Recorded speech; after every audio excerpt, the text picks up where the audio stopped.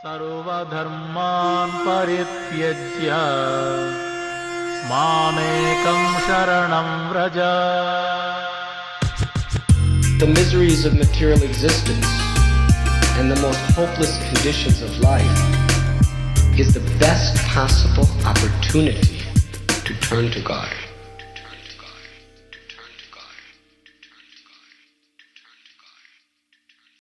You're listening to Bare Knuckle Bhakti Shorties on the Bhakti Recovery Podcast with Jiva G, coming at you every Monday with a little spiritual something. The gift of desperation. That's going to be the title today. I want to talk about that statement.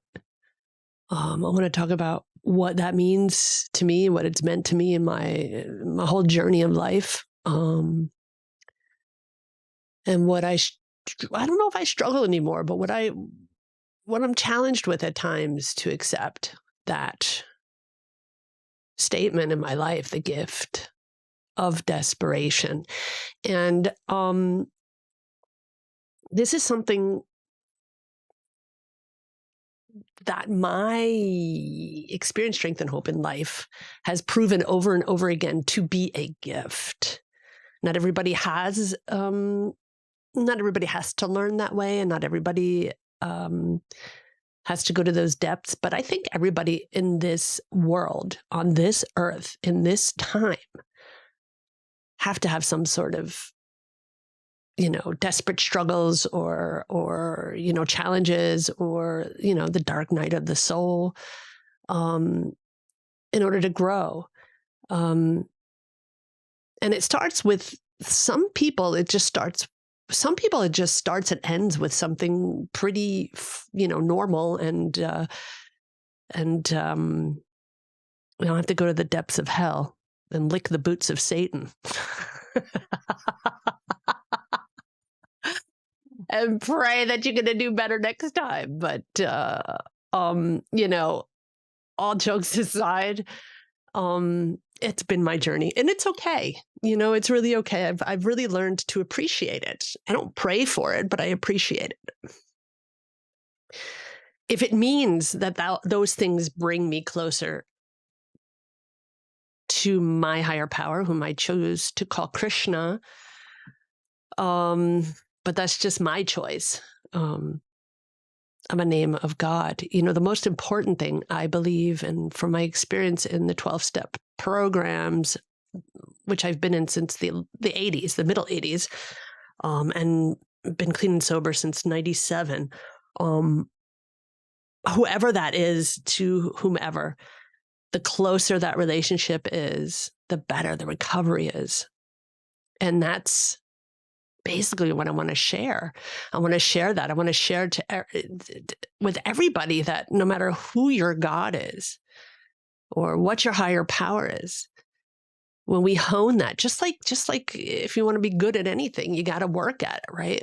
If you want to hone that relationship, if we really want to get the essence of that relationship, there are things that we should be doing or we can be doing. There are options out there for us. And believe me, the work that we should be doing, I don't know if any of us can attain that. Like, I can't personally. The attention that I should be focusing on for the things that I want. I mean, like what if you want to be a professional boxer, you're in the gym all day, every day. If you want to be good at your career, you got to do that all day, every day. You want to be, all of those things. And that's why I always wonder, why is it that we're not as excited or as, I would say, as what the hell is the word in English? I freaking hate it. I've been in Germany for like 30 years and I forget all these English words. Ambitious. So why aren't we not that kind of ambitious as we are, look with our relationship with God? We give everything to our partners. We give everything to our children. We give everything to our freaking goddamn jobs. But are we not willing to give that all and invest that in our relationship with our higher power? It's like I got to ask myself in the morning, what am I doing to improve that relationship? I mean, if we don't pay attention to a relationship, think about it. Have I, like, every day, do I give the attention I give to my partner, to my kids, to my household? Do I give that attention also to God? And that's basically what I want to reach for. Because you know what? That's the only safe place for me. And it's the only thing that keeps me sober. And even if God is good, orderly direction, that's what we learned in 12 steps, like GOD, good, orderly direction. You know, that's how I started. I didn't start believing God. I came from a renegade, anti-religion Jewish family from New York, the Upper West Side. Third generation Jews. My father was a first generation who was like, there is no such thing as God. He was bar mitzvahed, you know, but my brother and I, we never had a bat mitzvah or a bar mitzvah. My dad offered it, but he was like, well, but you have to go to school on Saturday, in Hebrew school. I was like, oh, hell no. But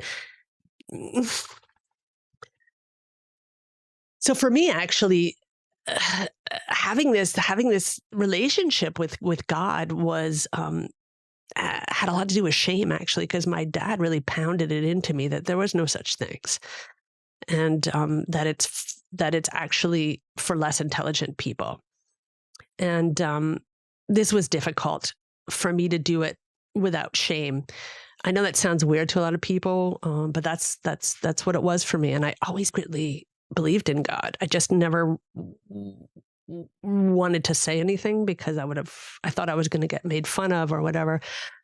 But actually, those years of being a heroin addict and all of the horror that comes with it for my family members, when my dad finally found out that I'm going to AA meetings and NA meetings, he found out also that I believe in God because of that. And, you know, he just looked at me and he said, you know what, Glenn, if that's what's keeping you clean, I'm happy for you. And he meant it. He really meant it.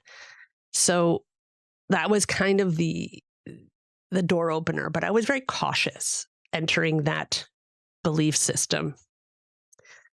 And I read lots of different literatures, and I actually started to believe in God because of there's a book by Gary Zukov, and it's called Dancing Woolly Masters. And I've got a horrible memory. Every book that I've ever read, I freaking forget it anyway. That's just my nature. I don't attain much information up here. It's like constantly being recycled in my head. But it's like physics and Eastern philosophies and religions and spirituality. And then I read the Tao of Physics, which is another book. I don't remember who wrote it. And those two books really opened my eyes because it brought that like conditioning from my dad about science into the whole picture.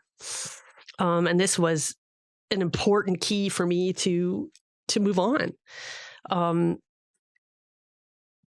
The thing is that when I had hit my bottom, you know, a lot of people have heard this story. Some of you might have heard this story on other podcasts. So I'm not going to go into it, but when I hit my bottom, I knew right then and there that there was it was like a simultaneously step one and step two at the same time. It was like, yes, I'm powerless and my life is unmanageable. And, you know, I was definitely in that moment coming to believe that a power greater than myself could and would restore me to sanity. The only problem I had with that step was that I didn't even know what sanity was. So I was like, all right, freaking show me. I had exhausted everything. Everything was exhausted. Every human resource was exhausted. Every idea I ever had was exhausted. Every parental stitch of support, none of it, nothing helped me anymore. It was over. It was like the jig was up. That's it, man. And I had no other, I don't feel like I even had any other choice. I feel like actually like some sort of like marionette from God. And he's just like, all right, this is what's going to happen because I see fucking out of control. And this is what's going to happen. And bam, that's what happened. And so that was the gift of desperation. That was the gift of desperation for me. That was the very, very point of where I knew that this was going to be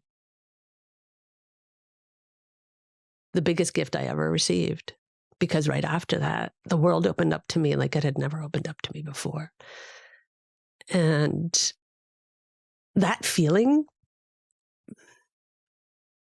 I mean, as an addict, of course, I want that feeling 24 hours a day.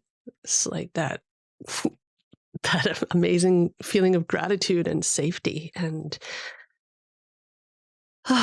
yeah, these are the things I would love to have every single day of my life. Doesn't work like that, though, does it? I got to work for it. God will move mountains, but you better bring a shovel. I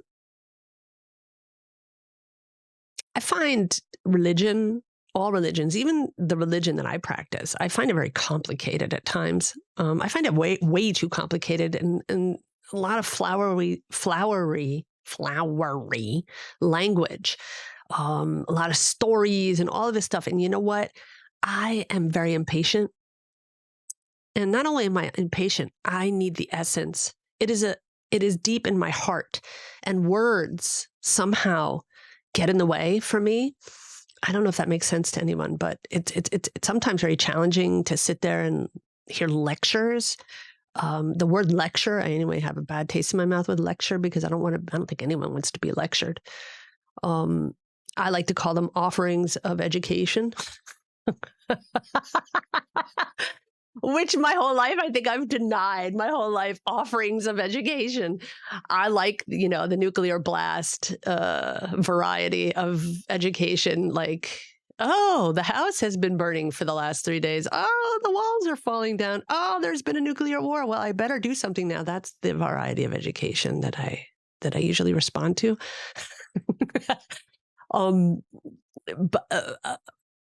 But I'm also very curious. And I want to know stuff. I want to know it so that I can forget it. No, I'm only kidding. I forget things very easily. So it's difficult for me to pay attention.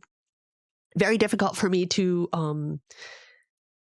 understand things that aren't very, very to the point. I do very well with simple, tangible tools. My spirituality grows, my heart grows. But if I have to sit there for 2 hours and try and sift through all of the words to get to the essence of what we're talking about, I'm not serene enough to do that. Maybe one day I will be. It would be nice. But, I'm 55 freaking years old. I don't know if that's ever going to happen. I was never that kind of person. I was never that kind of, person to want to sit down and study, it has to be like 100 dimensional, not like 2 dimensional, not 3, 4, but like 10-fold dimensional for me. Like it needs to be in every single fiber of my being. I need to learn with every fiber. So it makes it difficult to be like this amazing practitioner and quoter of Shastra and all of that. But that's not what I'm here for. I'm not here to be a quoter of Shastra or a quoter of AA or a quoter of all that stuff. I'm here to understand the essence. And I feel like I just want to give that to you guys the way I understand it. And because there's probably a lot of people like me out there. This should have been actually right now, this should have been the first episode. The first episode was kind of meh, but that's okay. We're all learning. You know what? I actually thought about it and I thought, you know what? That first episode, it's really great because in hindsight, I think after however many episodes that I do, I can look and see how much I've grown. And I need that. I need to see how much I've grown and to show people I'm not a show person. This is not a show. This is a community. And I'm not perfect. I am not perfect. Which pisses me the hell off, actually, most of the time. But and here I am with all my imperfections, 27 fucking years sober. Can you believe it? I can't believe it. And it's not like, oh, okay, I got sober. And, actually the next gift of desperation for me was my codependency. Oh my God. That was like, I hit bottoms in codependency that were, if not worse, comparable to my heroin addiction. So painful. But because under all of the drug use lied a huge amount of codependency, and under that codependency lied a huge amount of adult children of dysfunctional families, and the layers are endless, and God is endless. Whoever you choose to call God is endless. There isn't a problem that I can't fix because he can do it in the no, sorry. I had to just remember that song. And every time I say that there isn't a problem you can't fix, I always think of that song. But there really isn't.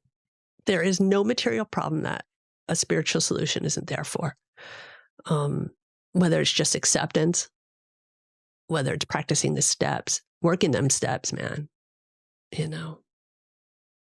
and the gift of desperation will help us. That's like the fuel to want to work those steps. It's like you got those fiery arrows in your ass, and you gotta work, and working those steps, going to meetings, going to 90-90, all this stuff we learned in the 12-step programs that we all went to, are for me a truth. It is a truth. It is the truth for me.